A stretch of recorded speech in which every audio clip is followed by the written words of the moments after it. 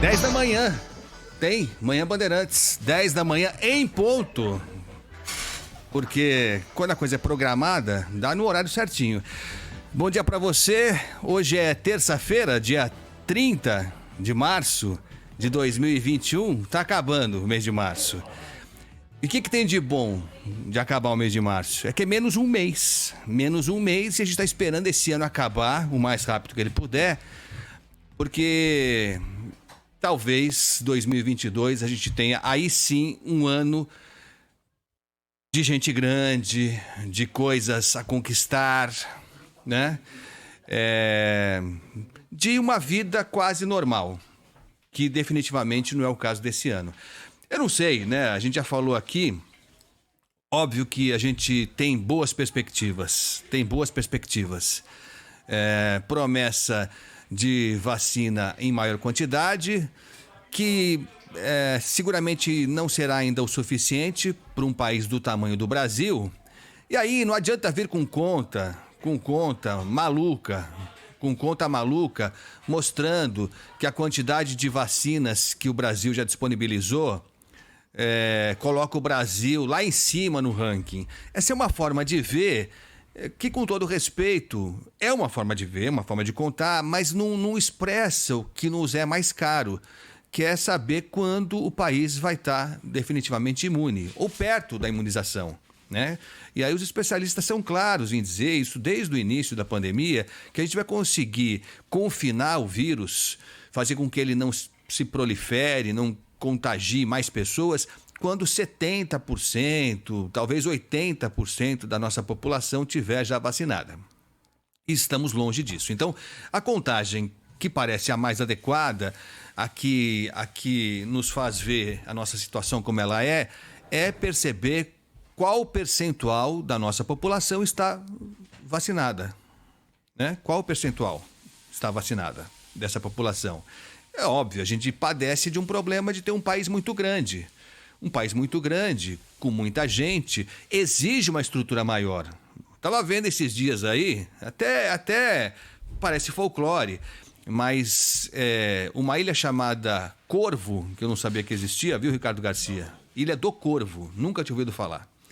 Ela pertence ao arquipélago dos Açores, em Portugal, portanto. Eu nunca tinha ouvido falar na Ilha do Corvo, que é uma pequena ilha. Então, a gente cita só como ilustração.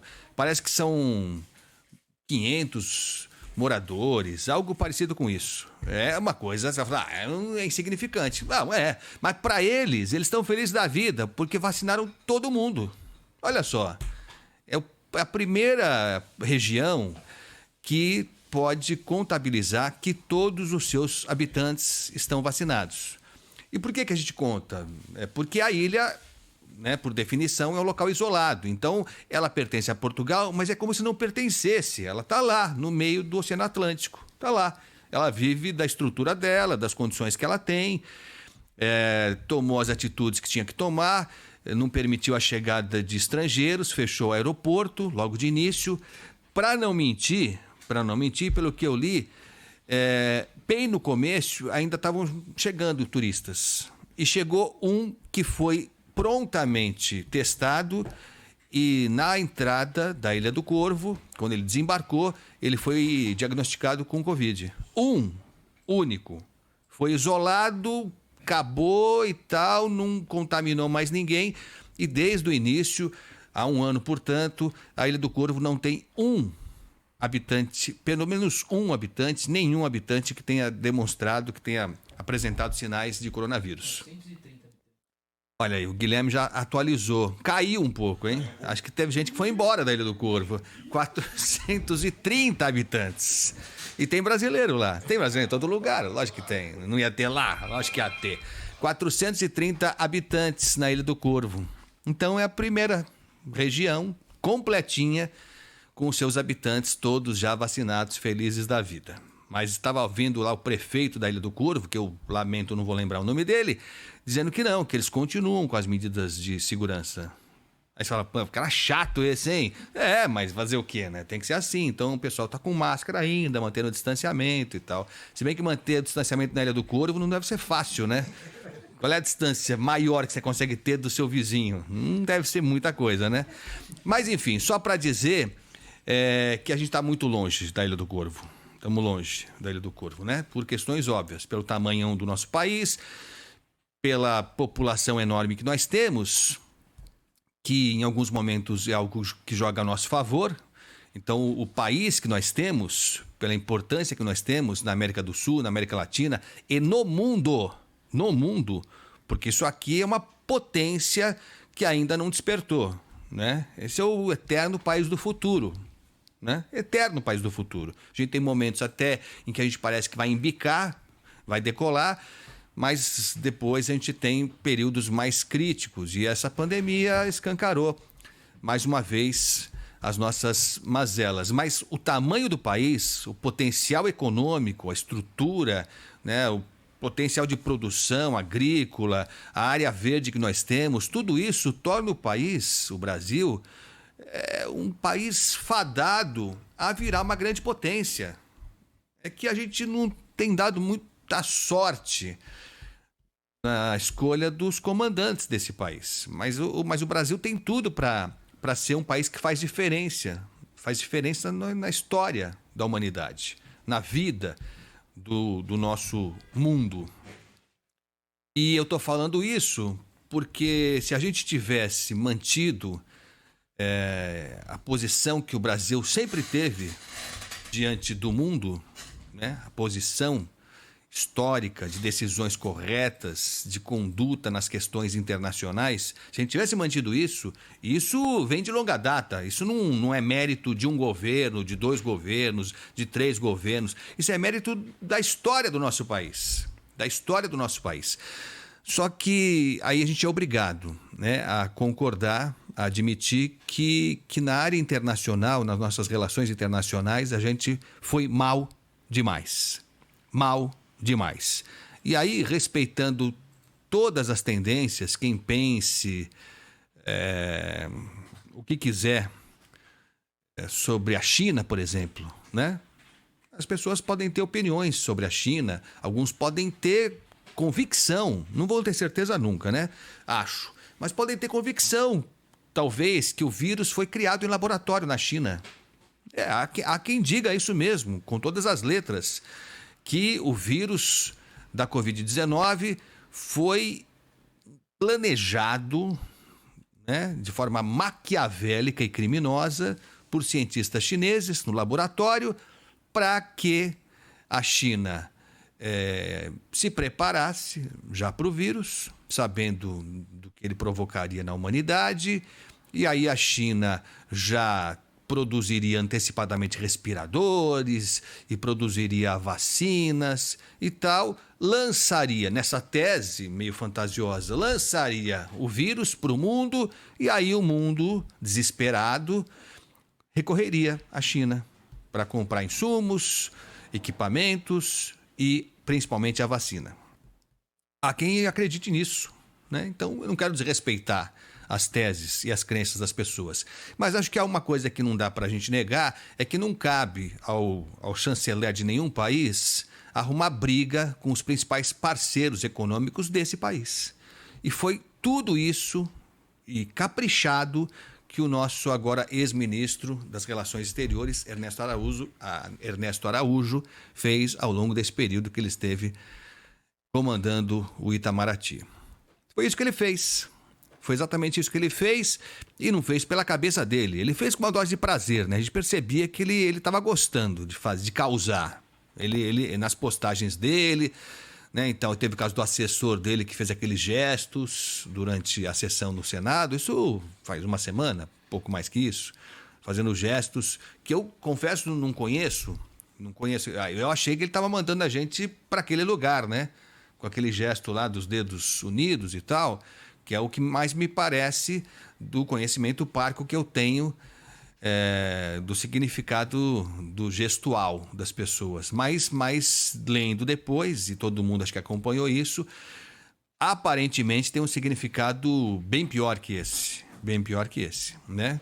Então, um sinal dos que defendem a supremacia, né, branca, né? Então, é algo ligado ao nazismo, enfim, à perseguição das minorias, né? Isso vem acontecendo no mundo inteiro. E parece que esse cidadão que... Acho que ainda está no palácio, hein? Esse parece que ficou, esse tal do Tiago aí. É Tiago, né? Acho que é Tiago. Felipe. Esse Felipe aí que assessorava o ex-ministro Ernesto Araújo, parece que esse cidadão continua por lá. Continua por lá, negando que o gesto era isso, era aquilo e tal. Enfim, isso só para dizer que independente de quem a gente defende ou deixa de defender, das teses que a gente acredita ou deixa de acreditar, está claro que até por uma questão pragmática, por uma questão econômica, por uma questão de sobrevivência de uma nação, o seu chanceler não pode arrumar confusão com os parceiros, não pode arrumar confusão com quase ninguém, né? Mas particularmente com os nossos parceiros econômicos. E foi só o que fez o nosso Ernesto Araújo. Eu dizia, não só pela cabeça dele, mas, lógico, orientado e com o consentimento do presidente da República. Houve essa mudança, que foi uma caçapa cantadíssima, super cantada essa caçapa. Já se sabia que não ia ter sobrevida o ministro das Relações Exteriores, né? Até porque o Congresso também já estava querendo ver ele pelas costas, né? Todo mundo percebeu que a gente ia ficar assim, não ia avançar, ia ficar patinando na questão da vacinação, de conseguir novos lotes da China, dos Estados Unidos, do mundo inteiro, né? A gente não ia avançar com esse ministro. Aí vem um outro ministro que parece mais moderado, mas não tem... O currículo dele não permite que a gente faça uma análise aprofundada do que será o novo ministro das Relações Exteriores. Mas aí não foi só isso, né? Essa foi uma parte só, a mais esperada. Mas de ontem para hoje nós tivemos o anúncio de 6 mudanças no ministério do presidente Jair Bolsonaro. Algumas claramente para atender aos partidos políticos que apoiam o presidente. E aí é assim mesmo, não tem jeito, a gente pode gostar ou não gostar, mas a história da nossa república é assim que é escrita. Né? Os partidos apoiam e o presidente tem que dar um naco do governo para esses partidos. A princípio, não me parece nada muito escabroso, né? Você tem que contar com seus aliados para governar. É assim que funciona. Nenhum partido... Aliás, o presidente não tem partido ainda, né? O presidente Jair Bolsonaro está sem partido, então nem ele tem um partido para chamar dele. Mas ele tem os aliados dele e claramente, como aconteceu também no governo Dilma, no governo Lula, no governo Fernando Henrique, esse chamado centrão, que não precisa ser eleito, não precisa ter voto para estar no governo, né? Eles têm essa característica mesmo. Eles não precisam ter presidente eleito por eles próprios para estarem no governo central. Então eles conseguem se encaixar e muitas vezes eles entram para o governo com apelos desesperados do chefe do Poder Executivo para sobreviver mesmo. E aconteceu isso de novo, repito, no governo Lula, no governo Dilma, no governo Fernando Henrique, e se repete agora no governo Jair Bolsonaro, inclusive com alguns nomes repetidos, né? Alguns nomes já conhecidíssimos da nossa história recente do Brasil, da nossa república. E então o presidente tem que, de alguma forma, contemplar essa gente toda com um espaço, às vezes com cargo, às vezes nem com cargo, mas com medidas que interessam a esses partidos. O diabo está no fato de que muitas vezes o que interessa ao centrão não interessa necessariamente ao país, não interessa necessariamente à população brasileira. E aí a gente fica nessa bola dividida, né? O governo tem que atender aos interesses dos políticos que dão a sustentação para o governo ou tem que dar atenção para o que interessa para a população, né? Talvez tentar chegar no meio termo, que às vezes é possível, mais ou menos, às vezes é completamente inviável. E aí é isso. O que caracterizou essa mudança, essa mini reforma ministerial que não era prevista, eu não tinha lido nada que indicasse que haveria essa mudança grande, até 6 ministérios não é pouca coisa, né? O Ernesto Araújo já se imaginava, mas as outras mudanças não eram previstas inicialmente, inclusive na área militar. O Ministério da Defesa tem um novo ministro e aí está todo mundo querendo entender o que exatamente isso significa, né? Porque o presidente Jair Bolsonaro não é discreto, não disfarça que ele quer ter ao lado dele gente da caserna, gente dele. Ele se sente à vontade com isso. Então, quando pode, ele encaixa um milico lá para assumir o ministério.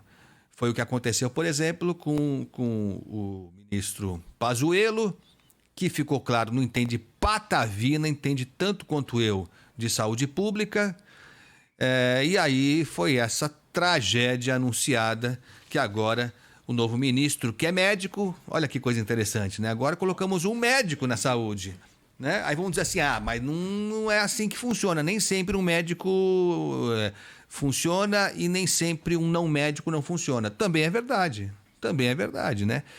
O ex-ministro José Serra, que não é médico, acho que há um consenso em dizer que ele teve uma passagem importante, com mais acertos do que eu no Ministério da Saúde. Então, não há essa lógica também. Senão seria fácil também, né? Ficaria bem mais fácil.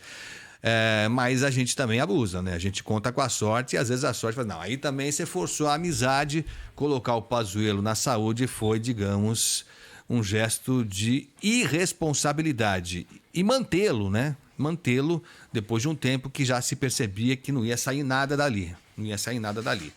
Vamos ver agora com o novo ministro, que aliás tem reunião hoje, ele está se reunindo com lideranças estaduais, municipais, com o Congresso Nacional, para tentar ver se viabiliza principalmente a questão da vacinação. Hoje ele tem, se eu não estou enganado, uma reunião virtual, lógico, com autoridades norte-americanas para tentar desatar esse nó, porque lá nos Estados Unidos está sobrando vacina, os Estados Unidos compraram mais vacina do que necessitam, e no caso da Pfizer, não há ainda autorização da agência de vigilância lá dos Estados Unidos para a vacina da Pfizer, que para nós cairia como uma luva, seria uma maravilha ter uma cota daquele carregamento todo que está lá paradinho nos Estados Unidos à espera de uma autorização ou à espera do presidente dos Estados Unidos definir para onde vai mandar. Parece que já decidiu que vai mandar mesmo. Quem sabe a gente não consegue agora, com a saída do ministro das Relações Exteriores, com essa aparente tentativa do Brasil de dar uma arejada na relação com as demais nações, quem sabe, né? A gente não consegue uma fatia dessa vacina toda que está lá paradinha nos Estados Unidos.